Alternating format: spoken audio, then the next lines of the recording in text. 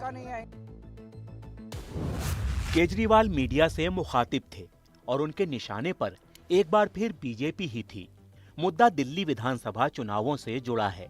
आपके मुखिया का आरोप है कि वोटर लिस्ट में गलत तरीके से फेरबदल की कोशिश की जा रही है। इसके तहत उनके प्रतिनिधित्व वाली नई दिल्ली विधानसभा सीट में भी हजारों वोटरों को हटाने और जोड़ने की एप्लीकेशन दी गई है। चुनाव आयोग ने 7,500 एप्लीकेशंस एडिशन की, 7,500 वोट ऐड कराने के लिए और 5,000 वोट डिलीट कराने के लिए, और मेरी विधानसभा में टोटल वोट 1,06,000 हैं। 1,06,000 में से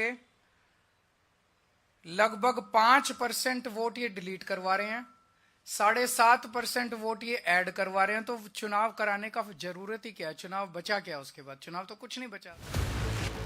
आपके आरोपों की लिस्ट यहीं खत्म नहीं होती। पार्टी का आरोप है कि संजय सिंह की पत्नी का वोट कटवाने की भी अर्जी दी गई है, जो नई दिल्ली विधानसभा की वोटर हैं। आपके आरोपों का जवाब देने के लिए दिल्ली बीजेपी अध्यक्ष वीरेंद्र सचदेवा सामने आए।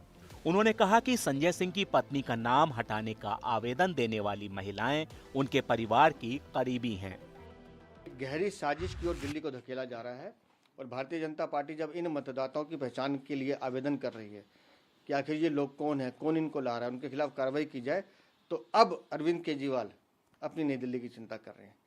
नई दिल्ली में भी अवैध मतदाता बनाने का काम अरविंद केजरीवाल ने किया है। इसलिए हमने इलेक्शन कमीशन को भी शिकायत की और पूरी दिल्ली के वोटर जो नए बनने आ रहे हैं, जो नया मतदाता है 18-20 साल का युवक समझ में आता है, लेकिन 80-80 साल का अगर आदमी वोट बनवाने आ रहा है तो उसकी जांच की जानी चाहिए।